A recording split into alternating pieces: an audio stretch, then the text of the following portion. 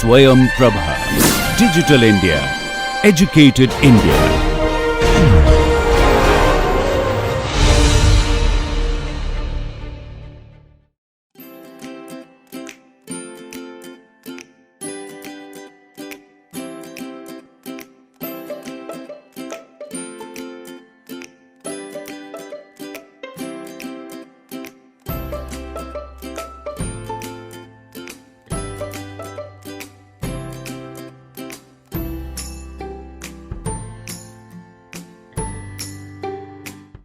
Good day to everyone.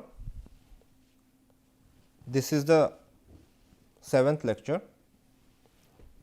and it is on X-ray diffraction phenomena, module 3. So, the lecture is all about structure factor and the diffraction extinction criteria. The concepts that will be covered in this lecture are diffraction from a crystal, structure factor and how to calculate structure factor for a unit cell. You see, diffraction from a crystal occurs when coherent scattering occur not from an isolated atom, but from atoms which makes up the full crystal. Now, in a crystal, the atoms are arranged in periodic fashion in space and therefore, the scattered radiation has severe limited options to to a certain direction, limited to a certain direction, so that it can come out as a set of a diffracted beam. So, diffraction of these beams are set by the Bragg's law that we learned in the previous lecture. The lattice decides the position of the peaks, while the motif decides the height of the peak. That means, that if at different positions of the crystal structure, if different motif are present, that means different atoms or different molecules are present, then it will decide the diffraction heights coming from the X-ray beam. So, if Bragg's law is not satisfied, no diffraction can occur. However, even if Bragg's law is satisfied for a certain set of atomic planes, yet it is found out that there is no diffraction taking place. And in this lecture, let us consider the way in which arrangement of atoms within a single crystal or a single unit cell affects the diffraction ability or the diffracted intensity. So, you see, intensity of a beam diffracted by a crystal is as a function of atom position is very important. You see, for an unit cell, the atom positions are only at the corners of the unit cell and therefore, there is no missing diffraction. On the other hand, there is an atom sitting at the center of the unit cell for the body centered cubic crystal along with the atoms present in the corner of the unit cell, and in this case we will see that there are some missing diffraction, that is 100, 111 poles are missing or intensities are missing. In case of face centered cubic, there are atoms present at the 6 faces along with the atoms present at the corner. So, in the face centered cubic crystals too, 100, 110 intensity spots are missing. Now, this is based on the extinction rule decided by a factor which is known as structure factor. A structure factor is the resultant wave scattered by all the atom of the unit cell.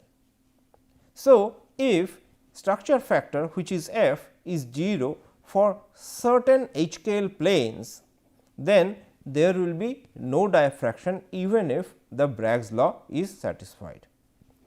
Now, the structure factor is independent of the shape and size of the unit cell, but it is dependent on the position of the atom within the cell. So, you see,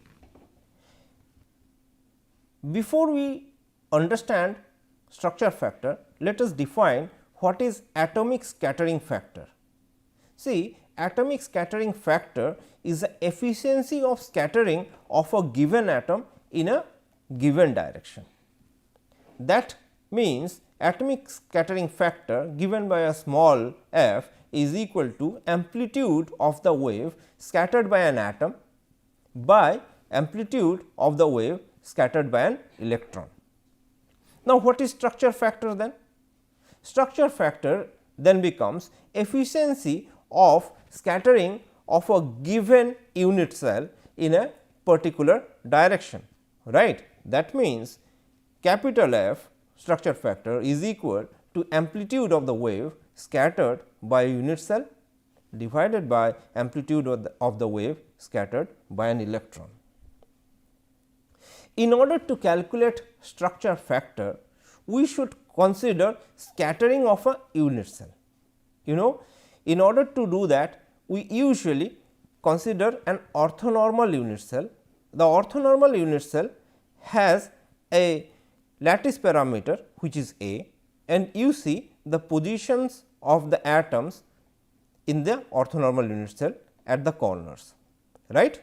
And if there are atoms present at a certain position for a particular plane, say for example, an HKL plane. In this case, you see that we have taken H00 plane.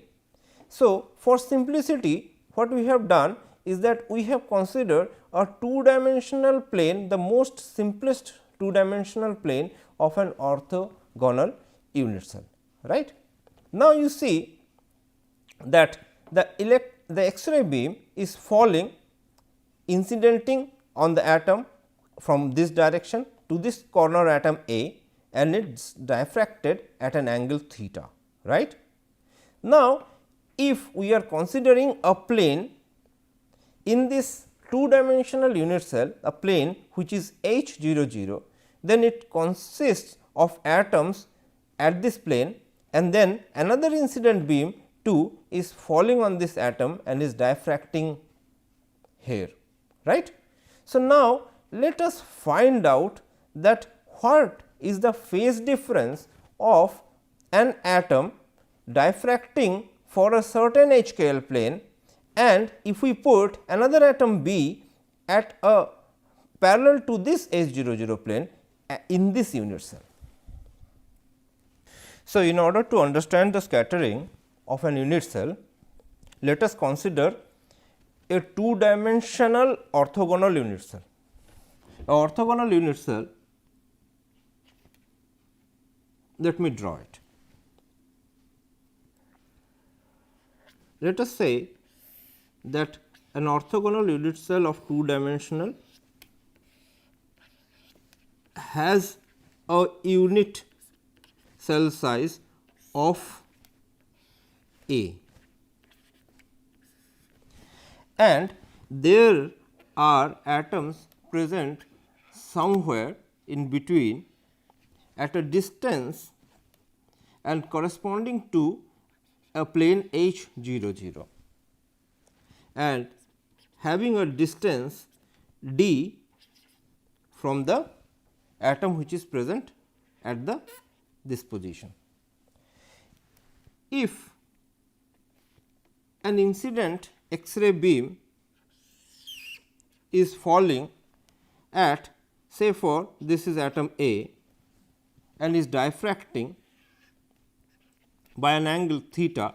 So, the incident beam is falling at an angle theta and is diffracted at an angle theta, and a similar incident beam is falling same incident beam. So, one is falling on atom A and the 2 is falling on atom, say atom B, and is diffracting at the same angle theta, right.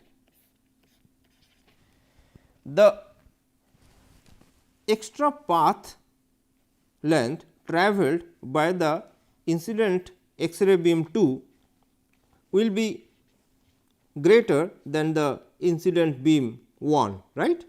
And in order to find that, we can draw perpendicular to this incident and the diffracted beam, and then if we say that it is C and it is D position, then the path difference delta 1 2, which is equal to C B D, is equal to, you know, how much it is equal to?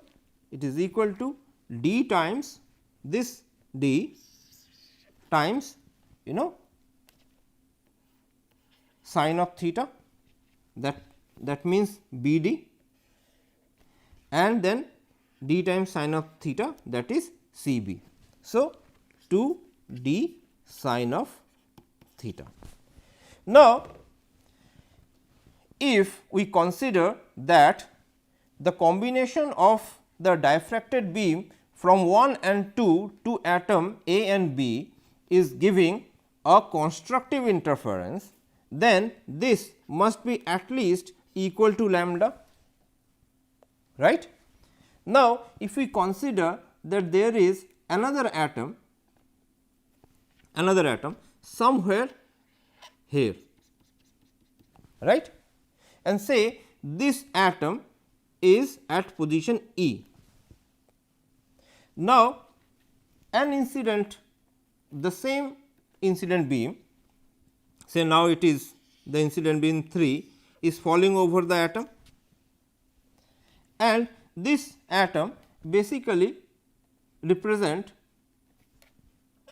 the same, you know, H 0 plane, right, and this is present at a distance x from the, you know, atom A, right. So, now you see that when the incident beam 3 is falling over atom E and it is diffracted in the same angle theta, then one can find out, you know, the angle, you know, if we consider that this is F, this position is F, and if this position is G, then one can find out that this F E G is basically the, you know, the path difference for this particular plane to diffract, right, with respect to the beam 1, right.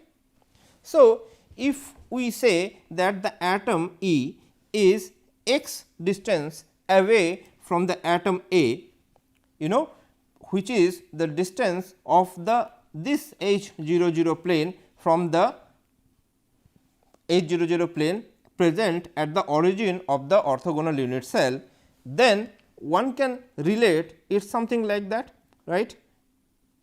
So, I am going to relate it, say for example, if C B D is a path difference corresponding to the distance d of the H 0 plane, then F E G is a path difference corresponding to the distance x, right.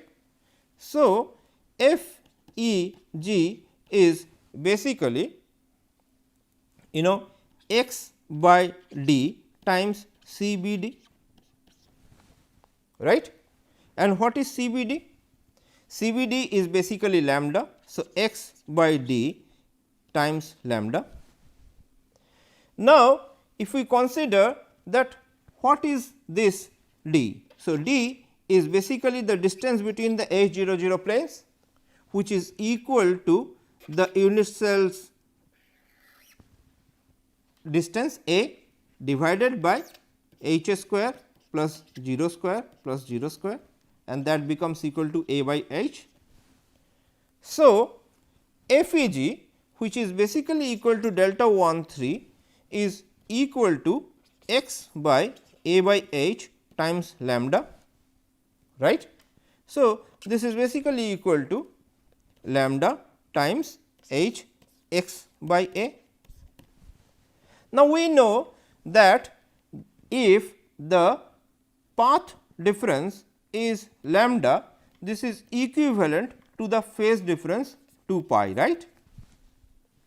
Now, if the path difference is delta, then this equivalent phase difference should be phi, right, and phi should be equal to, how to find out this one? That means that lambda by delta is equal to 2 pi by phi, and this implies that phi is equal to 2 pi times delta by lambda. So, instead of the phase difference delta 1 3, if we write in terms of phase difference phi 1 3, then phi 1 3 is equal to 2 pi delta 1 3 path difference by lambda is equal to 2 pi times let us write delta 1 3 is equal to 2 pi by lambda times lambda h x by a. Lambda and lambda are cancelled, and therefore, it is 2 pi h x by a. So, you see that the phase difference in terms of for a orthogonal unit cell in 2 dimension is given by 2 pi h x by a, which is basically the distance of the h 0 plane, which is present because of this atom E and the other which is present in between the orthonormal unit cell. Now, you see that we can take this analogy to the, let me delete it first.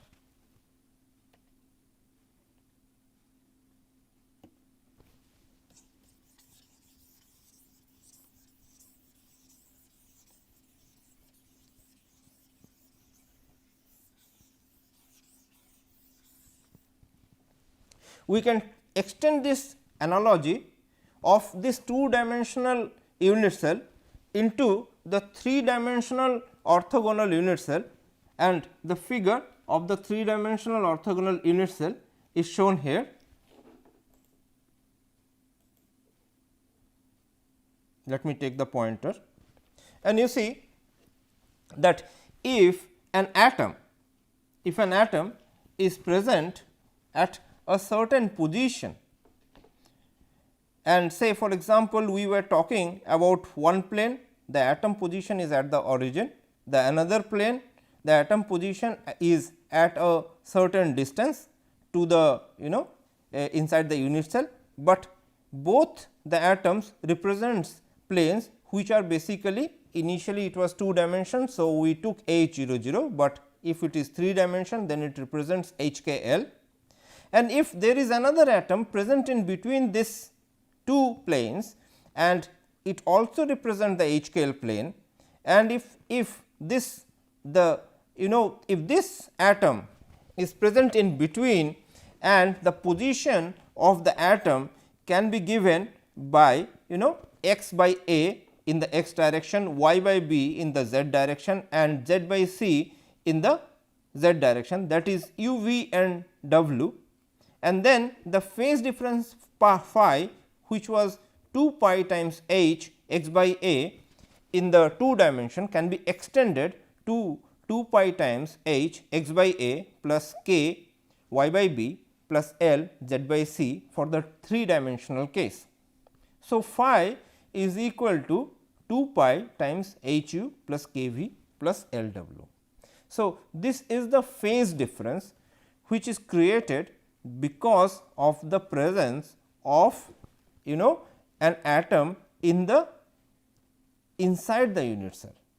Now, you see that this analogy of phase difference can be used to find out the the amplitude of the diffracted wave related to the structure factor. Now, let us say that the amplitude of the wave generated by the first atom at the origin A is given by this red A 1, right, and the amplitude of the wave generated by the another atom for the HKL plane is given by A 2, right. Now, if you see that if we add A 1 and A 2, we get this amplitude.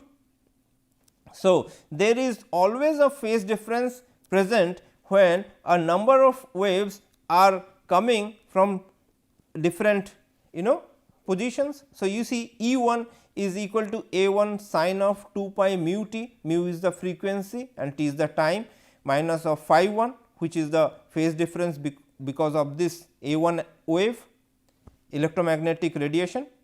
The E 2 radiation has A 2 equal to sine mu 2 pi mu t minus phi 2, and phi 2 is the phase difference of the A 2 radiation, and if we add like that, and we can get the cumulative addition of the wave, and therefore, the resultant wave A 3 can be obtained.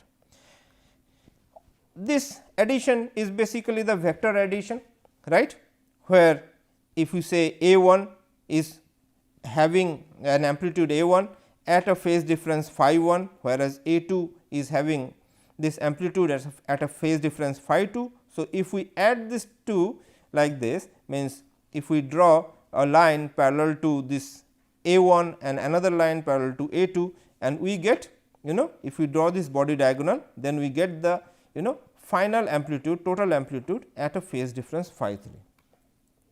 Now, doing this like this becomes quite complex.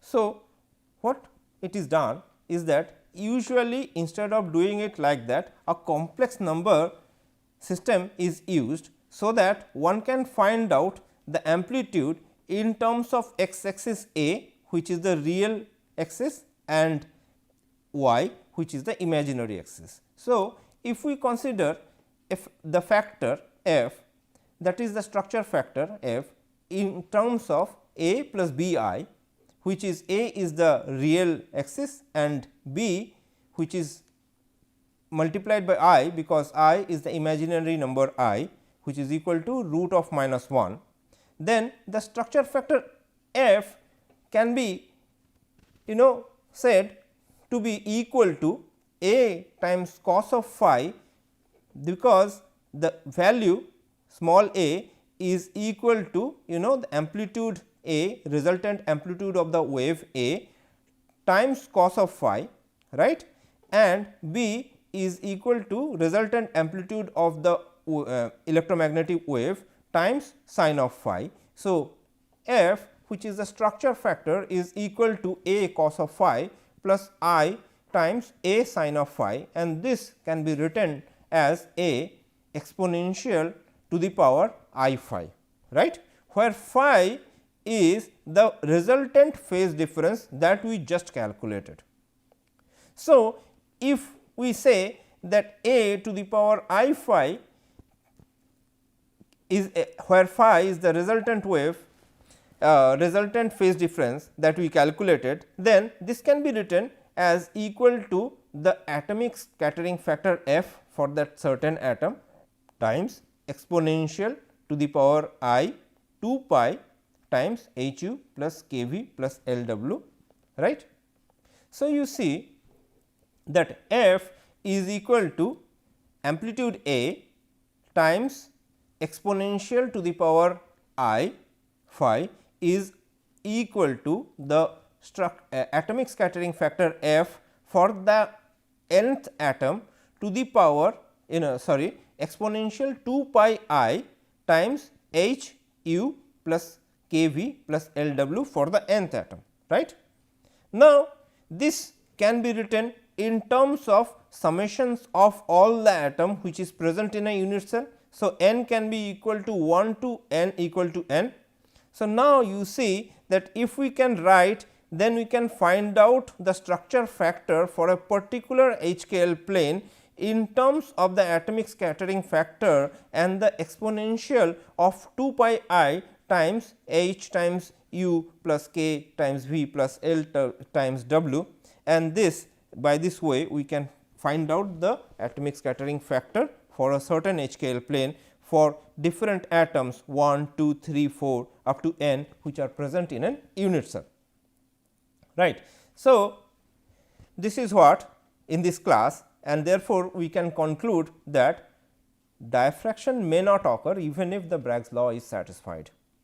Apart from Bragg's law, diffraction depends on atomic position within the single crystals and is therefore governed by the factor which is known as the structure factor.